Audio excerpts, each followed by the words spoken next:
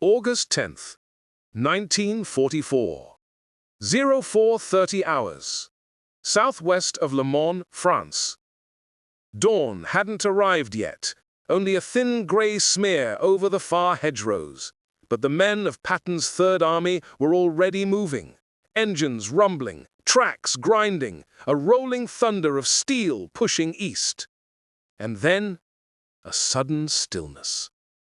A column of M4 Shermans sat frozen in the middle of a country road, dew steaming off their hulls. Captain Earl Red Johnson climbed out of his turret, boots hitting gravel, and stared at the fuel gauge like it had personally betrayed him. Empty. Completely empty. All around him, crews were doing the same, lifting hatches, cursing under their breaths. Some slapped the sides of the tanks as if that might coax another mile out of them. The advance that had shattered German lines only days earlier was now stalled by the smallest, dumbest, most unforgiving detail in modern warfare: gasoline. Patton wasn't here, but everyone could imagine the general's fury. He had promised Eisenhower he would chase the Germans clear across France.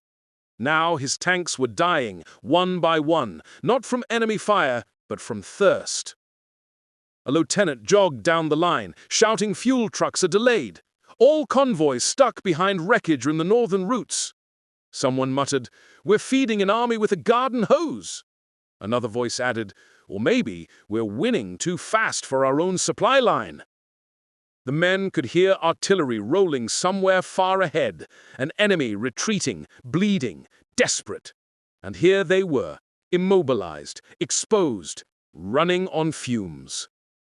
Then a rumor passed down the road, whispered like a prayer no one dared to believe. They're opening a new route, a non-stop one, something big, something fast. Johnson frowned. Fast? Out here? He didn't know it yet, but in the port of Cherbourg, hundreds of trucks were being lined up in the darkness, engines idling, drivers climbing in, preparing for a supply operation no one in the U.S. Army thought was possible. And it had a name that sounded more like a legend than a logistical plan: the Red Ball Express. The sun was barely cresting over Cherbourg when the ground began to tremble. Not from artillery. This was different, rhythmic, controlled. A procession of GMC CCKW 2.5-ton trucks rolled out like a metallic river, each one marked with a bold red circle painted on the bumper. The symbol meant one thing: priority over everything. No stops, no detours, no excuses. Inside one of those trucks sat Private Henry Hawk Jefferson, a 22-year-old driver from Louisiana, hands wrapped around the wheel, knuckles pale white. The convoy commander shouted final orders: "This road is Red Ball only. No one slows down, not even for a busted axle. Push it off the route." Jefferson swallowed hard. He'd spent more nights in a maintenance yard than a battlefield, but now he was part of something that felt every bit as dangerous as combat. The Red Ball Express was crewed overwhelmingly by African-American soldiers, many of whom the Army had never expected to play a decisive role. Yet here they were, turned loose to outrun a war. Jefferson glanced at the line of trucks stretching behind him, hundreds disappearing into the early morning haze. He could feel the weight of what they carried: gasoline in jerry cans stacked like bricks, ammunition crates rattling, food packed tight. Enough supplies to keep an entire army fighting. Enough supplies to keep Patton's spearheads moving. The convoy hit the open road, engines roaring in unison, dust kicked up like smoke behind them. The rules were simple: day and night, 24 hours, no break in the chain. If a truck fell out of line, another took its place. If a tire blew, you changed it in seconds, or you were left behind. If German stragglers took a shot at you, as they often did, you kept driving. Jefferson wiped sweat from his brow and leaned forward, eyes fixed on the narrow ribbon of road ahead. A miracle made of gasoline and guts, someone had called it. He didn't know who, maybe Patton himself. What he did know was this: Third Army needed them, needed him. Miles away, Patton's tankers were still stranded. Fuel gauges still pointed to zero. Crews still waited for salvation that seemed too slow in arriving. But the sound was coming. The distant hum of engines, faint but growing. A sound carried on the wind like a promise. And when it reached them, everything would change. The first hint arrived as a vibration, barely noticeable, rolling through the soles of the tank crew's boots. Then came the sound, a low, growling roar, building like a storm behind the hedgerows. Sergeant Tom Alvarez, perched on the glacis plate of his Sherman, looked up from a map just in time to see dust clouds boiling over the crest of the road.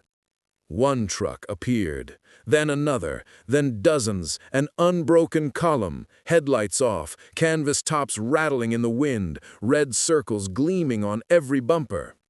"Red ball!" someone shouted. The line of stalled tanks erupted with cheers. Jefferson's truck skidded to a halt beside Alvarez's tank. He hopped out before the wheels had fully stopped turning. "Where you want it?" he yelled, slapping the side of a stack of jerry cans. Alvarez pointed to the rear deck. "Anywhere that makes this thing move!" Within seconds, drivers and tankers formed a chain, passing cans, twisting caps, pouring gasoline straight into the Sherman's thirsty hulls. The smell was sharp, overwhelming, sweet with promise. Engines sputtered, coughed, then roared back to life one by one. It sounded like a heartbeat restarting. Jefferson stepped back, wiping grime from his hands as the tank trembled with renewed power. For a moment, he caught Alvarez's eye. Two men from completely different worlds, linked by the same mission. "You boys sure know how to make an entrance," Alvarez said. Jefferson grinned. "We're just getting started. More convoys right behind us, and more after that." Across the fields, more trucks poured in, kicking up dust devils as they scattered to refuel scattered companies. Some drivers hadn't slept in 30 hours. Others had dodged German snipers that morning. None of them slowed down. Patton's tanks began rolling forward again, first cautiously, then gaining speed, then thundering east with renewed hunger.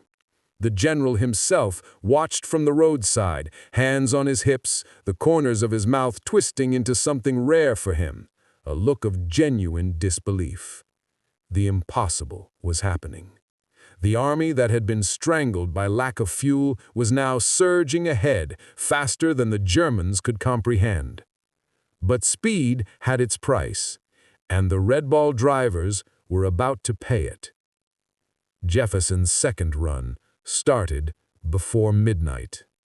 The moon hung low over the French countryside, turning the landscape into a patchwork of silver and shadow. Red Ball headlights were slitted for blackout mode, throwing only narrow blades of light onto the road. At 40 miles per hour, that wasn't much to rely on. And yet, the convoy flew. Wind ripped through the open windows. Canvas tops flapped violently. Every bump pitched the truck sideways. You could almost feel the vibration in your own chest, a relentless, bone-deep hum. A driver 2 trucks ahead hit a pothole hard, and Jefferson watched his cargo bounce like it wanted to escape the bed. "Hold together," he muttered. "Just hold together!" The danger never let up. German aircraft occasionally strafed the routes. Stragglers hid in the woods, taking pot shots. Bridges collapsed, roads jammed, breakdowns happened constantly. And still, the convoys ran. What made it worse was fatigue. Pure, crushing exhaustion. Drivers took turns napping, sitting upright, heads lolling, eyes flickering open only when the truck drifted too close to the ditch. Jefferson slapped his cheeks to stay awake.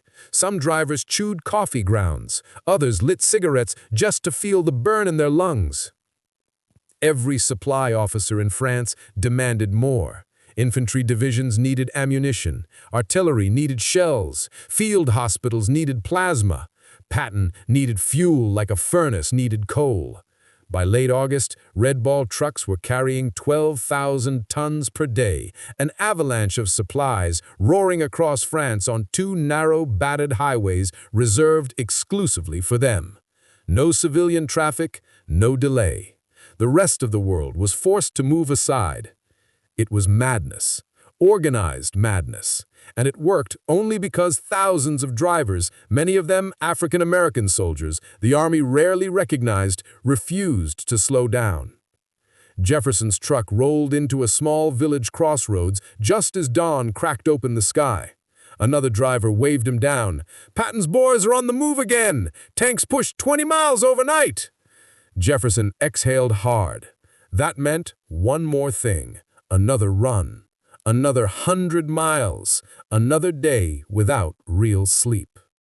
And yet he climbed back into the cab, turned the key, and pushed forward. Because the Third Army wasn't the only thing racing east.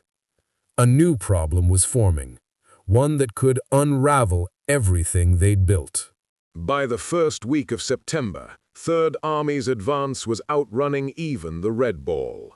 The Germans were falling back in chaos, abandoning positions, setting fire to supply dumps. Patton wanted to strike before they could regroup. But somewhere outside Metz, the inevitable happened. Jefferson was halfway through his 12th run of the week when a jeep flagged his convoy down. The officer inside looked exhausted, his helmet pushed back on his head. "Fuel crisis again," he said. "Tanks are dead in the water. Same story, Patton screaming for gasoline." Jefferson felt his stomach sink. After all the miles, all the nights spent dodging bullets and potholes, the thought of Third Army stalling again felt personal, like their effort was evaporating faster than they could replenish it. But then the officer added. He said something else, something I've never heard him say. The convoy drivers leaned closer.